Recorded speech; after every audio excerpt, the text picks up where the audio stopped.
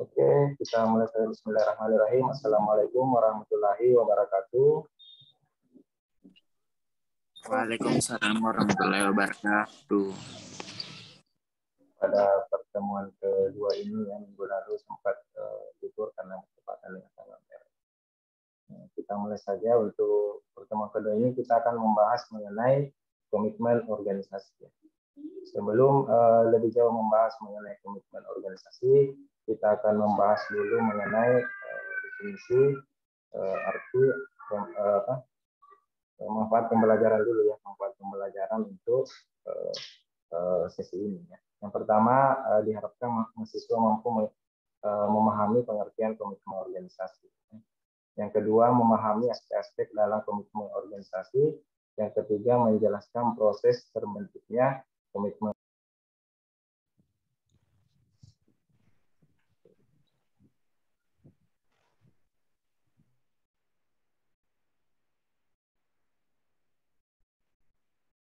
Kita lanjut yang mampu analisis kasus atau teori yang dipahami.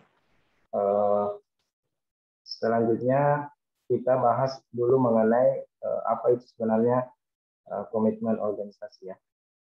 Pertama di sini dijelaskan komitmen secara bahasa berarti perjanjian ya, perjanjian atau keterikatan untuk melakukan sesuatu.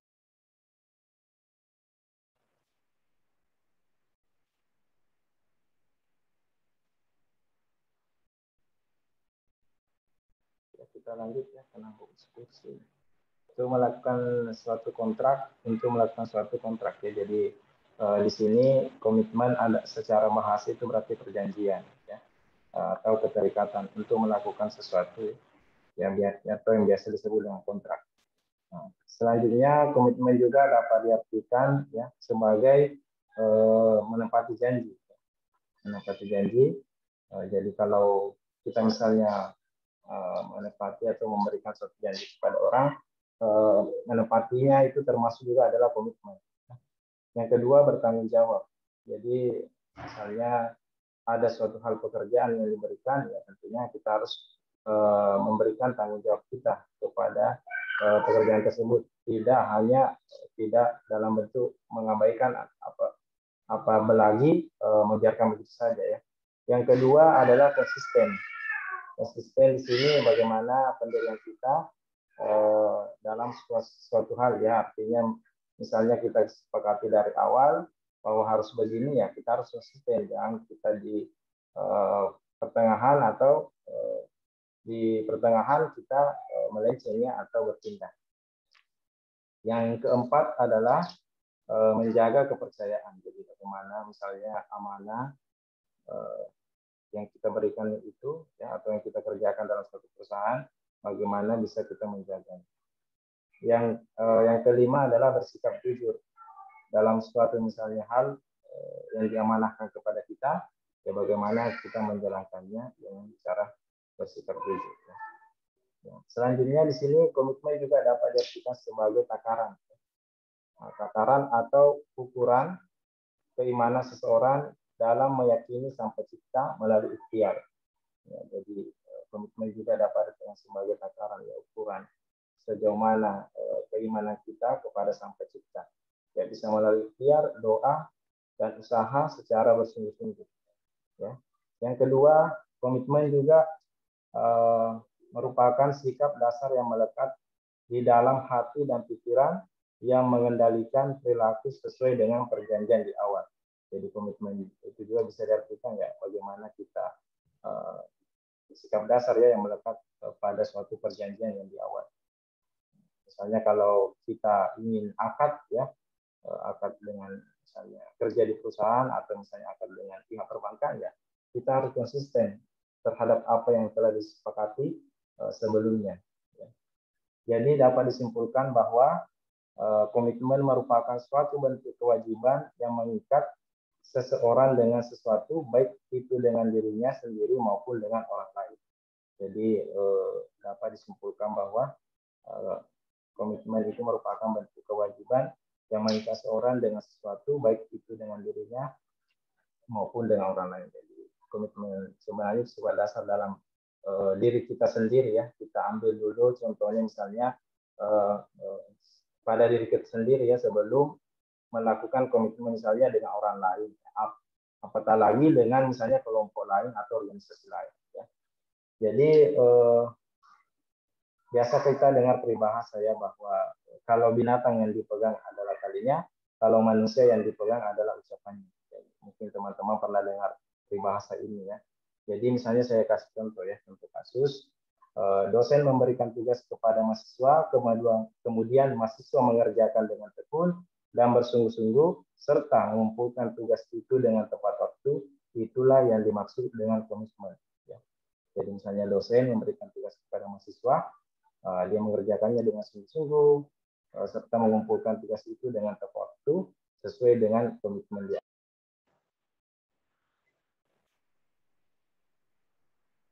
Ini jaringan agak kurang bagus ya. Lanjut ya. Ingat, bukan mengerjakan sekedarnya, apalagi mengumpulkan tugas tidak tepat waktu dan meminta untuk perpanjangan waktu pengumpulan tugas.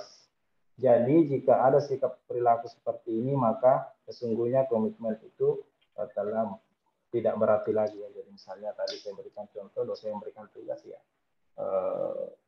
kita harus fokus ya atau konsisten bahwa kita akan mengumpulkan tepat waktu ya, bukan meminta perpanjangan ya, apalagi terlambat mengumpul tugasnya ya.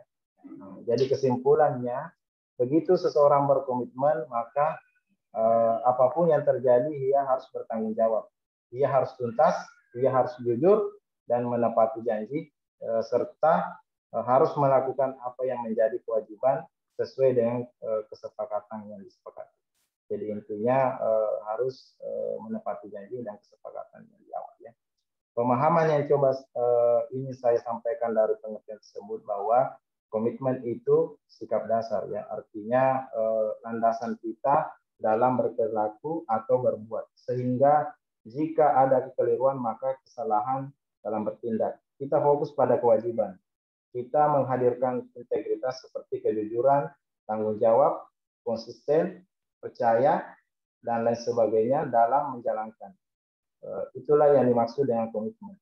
Jadi sebenarnya komitmen ini kalau kita artikan sebagai sesuatu yang sederhana, ya bagaimana kita bersikap jujur, tanggung jawab, dan konsisten pada suatu kesepakatan di awal tadi.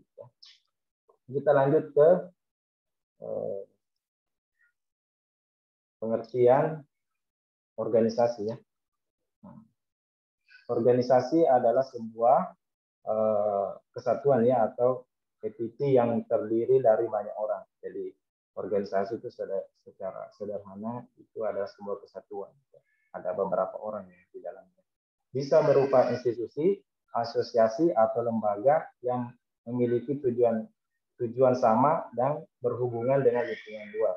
Jadi bisa berupa institusi ya, seperti misalnya saya berikan contoh ya, seperti di kampus kita ini ya, termasuk institusi, asosiasi ya dalam suatu hal ya, misalnya asosiasi pedagang pasar lama ya, atau asosiasi dosen ya, itu beberapa contoh organisasi ya.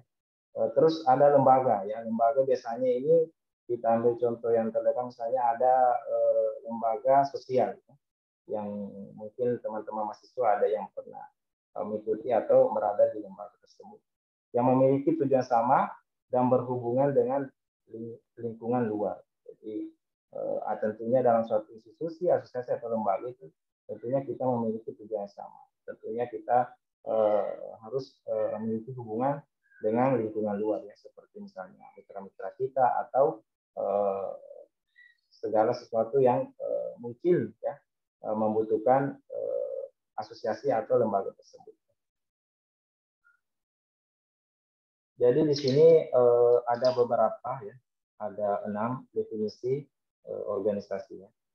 Sebelum kita ambil kesimpulannya, kita bahas dulu. Yang pertama, organisasi itu bisa saja berupa wadah. Jadi bisa berupa wadah, tempat wadah adalah suatu hal yang membuat kita melakukan suatu organisasi itu ya. Harus ada tempatnya. Misalnya kalau institusi ya, itu seperti kampus ini. tempatnya ya, wadahnya. Selanjutnya ada tempat ya, ada tempat orang berkumpul, ya, misalnya seperti ruangan ya, atau kantor asosiasi tersebut.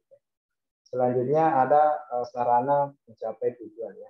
Ada sarana mencapai tujuan seperti misalnya ada gedung, ada kursi ya, ada laptop dan sebagainya. Jadi organisasi itu bisa saja berupa sarana. Yang keempat, bisa saja organisasi itu berupa tempat bermusyawarah.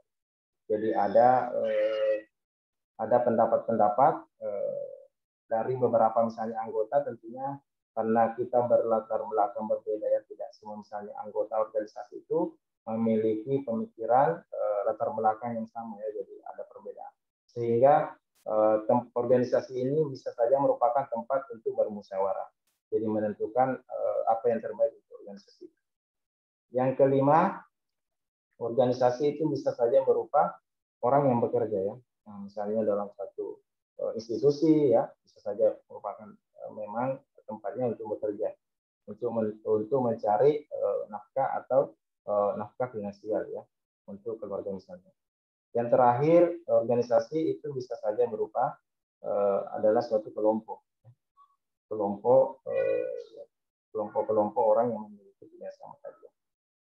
Jadi dari gambar di atas dapat dilihat ada dua unsur utama yang melekat dalam batang tubuh organisasi, yakni tempat dan tujuan. Jadi melihat dari gambar di atas dapat diambil suatu kesimpulan bahwa organisasi itu merupakan tempat dan tujuan. Jadi harus ada tempat, ya, ada wadah, serta apa tujuan dari organisasi tersebut. Jadi dapat ditarik bahwa kesimpulan organisasi merupakan wadah, tempat berkumpul, kelompok, tempat orang bekerja, tempat bermusyawarah dengan satu keinginan yakni untuk mencapai tujuan secara bersama-sama. Saya kira untuk organisasi ini mungkin kemarin sudah dibahas di semester 2 ya, di perilaku organisasi. Ini jaringannya itu ya. Kita lanjut ya. Selanjutnya kita pindah ke definisi komitmen organisasi. Jadi setelah kita bahas tadi pengertian komitmen organisasi, selanjutnya kita ke definisi komitmen organisasi. Di sini ada beberapa pendapat yang menurut pakar ya. Yang pertama ada Monday, Potter dan Sters ya, 1979.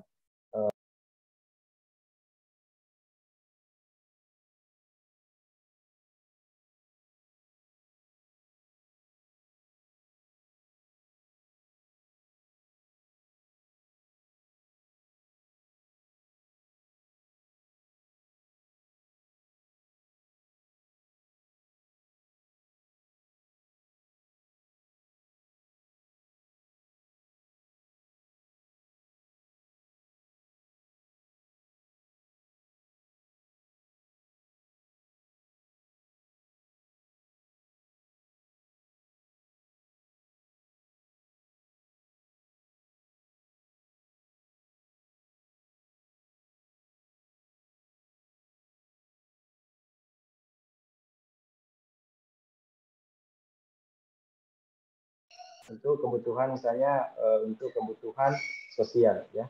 Selanjutnya di sini menurut Robis dan juga 2013 ya, dia mengemukakan bahwa komitmen organisasi ya atau organisasional komitmen mendefinisikan sebagai suatu keadaan di mana seorang karyawan memiliki organisasi tertentu.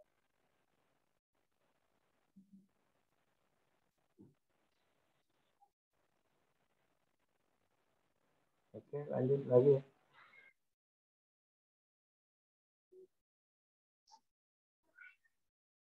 Menurut Robin dan juga tadi saya lanjutkan ya, mendefinisikan sebagai suatu keadaan di mana seseorang karyawan memihak organisasi tertentu serta tujuan-tujuan dan keinginan untuk mempertahankan keanggotaan dalam organisasi tersebut.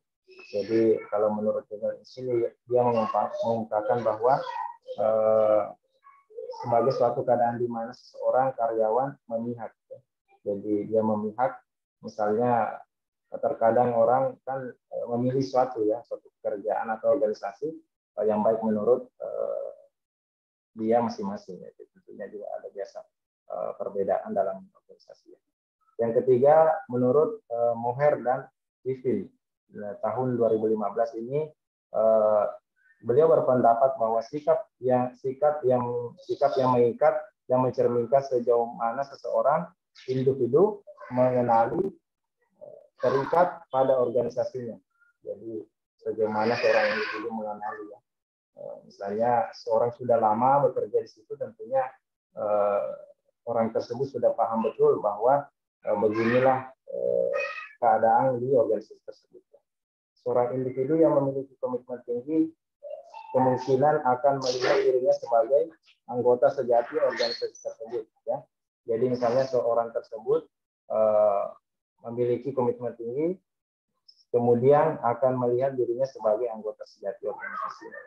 Yang kedua, menurut Rittner dan ini dalam Putu dan Iwayan, ya. Jadi pendapatnya Putu dan Iwayan ini diambil oleh Putu dan ini dia berpendapat komitmen organisasi adalah kesepakatan untuk melakukan sesuatu untuk diri sendiri, individu lain atau kelompok lain. Jadi ada kesepakatan untuk melakukan sesuatu untuk diri sendiri, individu lain atau kelompok lain. Nah, selanjutnya dari pendapat di atas dapat saya simpulkan bahwa komitmen organisasi adalah suatu sikap atau tingkah laku seseorang kepada organisasi berupa loyalitas untuk dapat mencapai visi misi serta tujuan organisasi tersebut. Ya.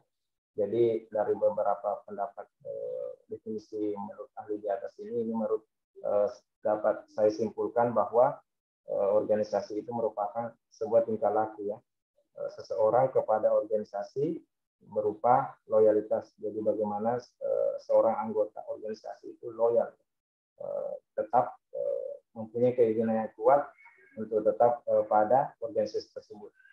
Tentunya untuk mencapai visi, misi, serta tujuan organisasi. Selanjutnya, slide ke-6 ini ada makna komitmen organisasi. Ada 3 ini ya, makna komitmen organisasi. Yang pertama tentunya hasrat. Hasrat ini bagaimana seseorang anggota organisasi itu memiliki hasrat yang kuat sehingga dia akan memberikan kontribusi yang maksimal kepada organisasi. Ya, jadi misalnya hasrat seseorang anggota ini memiliki yang kuat ya, artinya memang dia ingin tetap pada organisasi tersebut. Nah, tidak misalnya cari gara-gara misalnya untuk pindah atau dikeluarkan. Nah, yang kedua ada keinginan. Adanya sebuah keinginan untuk berusaha keras guna mencapai ini jaringan. Ya, oke, kita lanjut ya. Ini kelemahannya kalau kita kuliah semua. Lanjut keinginan. Keinginan di sini adanya sebuah keinginan untuk berusaha keras guna mencapai suatu agar organisasi tersebut bagus ya. Jadi, ada keinginan dari setiap anggota bagaimana suatu organisasi bisa sukses ya atau bagus ke depannya. Selanjutnya keyakinan.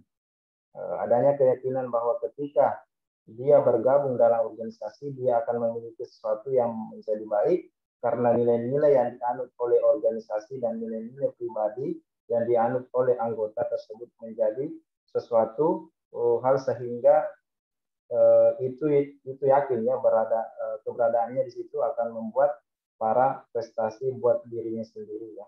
Sehingga keyakinan itu juga menjadi penting untuk menimbulkan komitmen organisasi ya. Jadi di keyakinan ini saya berikan contoh ya agar mudah dipahami. Misalnya dalam suatu organisasi ya, anggap misalnya Jumat sedekah ya. Nah, jadi terkadang seorang yakin bahwa apabila seorang tetap di organisasi tersebut tentunya akan memiliki nilai-nilai yang positif ya, yang baik dalam kehidupan sehari-hari baik kepada dirinya sendiri maupun kepada teman-teman yang terlibat di organisasi tersebut. Lanjut, ada bentuk komitmen organisasi ya. Yang pertama komitmen efektif ya. Komitmen efektif di sini keterkaitan emosional ya. identifikasi, dan keterlibatan dalam satu organisasi. Dalam hal ini karyawan ingin tetap berada di organisasi tersebut karena kedekatan emosional, ya, emosional attitude dengan organisasi tersebut. Jadi misalnya ada hubungan emosional, ya, ada kedekatan identifikasi serta keterlibatan dalam suatu organisasi. Misalnya biasanya ini saya berikan contoh, misalnya ada hubungan kekerabatan, ya, yang melekat dalam suatu organisasi. Yang kedua misalnya yang bentuk kedua ini adalah komitmen kontinuitas, ya, atau komitmen berkelanjutan. Komitmen berkelanjutan ini merupakan komitmen yang lebih mengarah pada keinginan seseorang karyawan untuk memiliki harapan untuk tetap tinggal pada organisasi karena adanya perhitungan atau analisis mengenai untung dan rugi yang mana lebih mengarah pada nilai ekonomi sehingga individu merasa perlu untuk selalu mempertimbangkan keputusan bila harus meninggalkan organisasinya. Jadi misalnya kalau untuk komitmen berkelanjutan ini biasanya berhubungan dengan finansial, ya. Jadi ada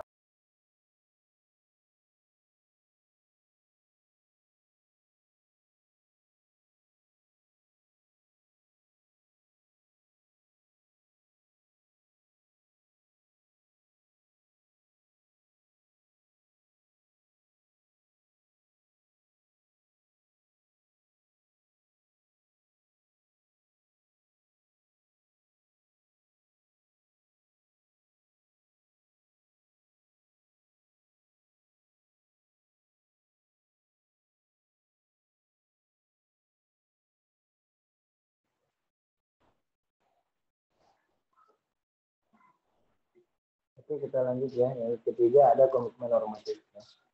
Komitmen normatif ini merupakan sebuah komitmen yang lebih mengarah pada perasaan karyawan yang mana mereka loyal untuk tetap tinggal dan bertahan dalam suatu organisasi.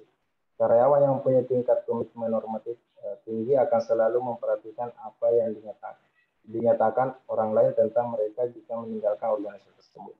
Mereka tidak ingin mengecewakan pimpinan dan khawatir jika rekan kerja mereka memiliki pikiran buruk terhadap pengunduran dirinya. Jadi untuk di komitmen normatif ini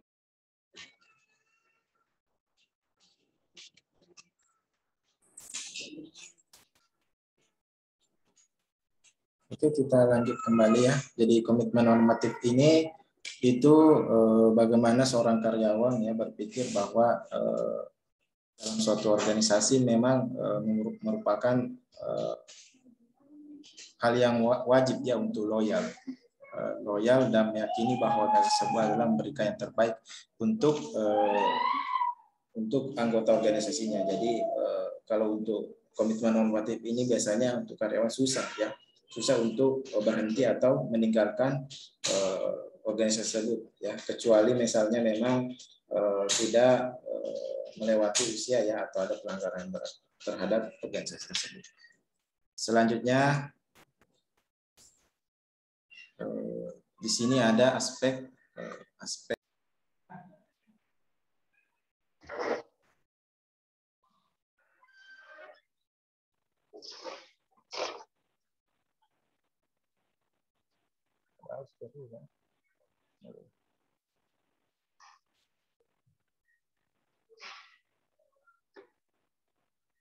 dulu, ya, saya pindah tempat dulu.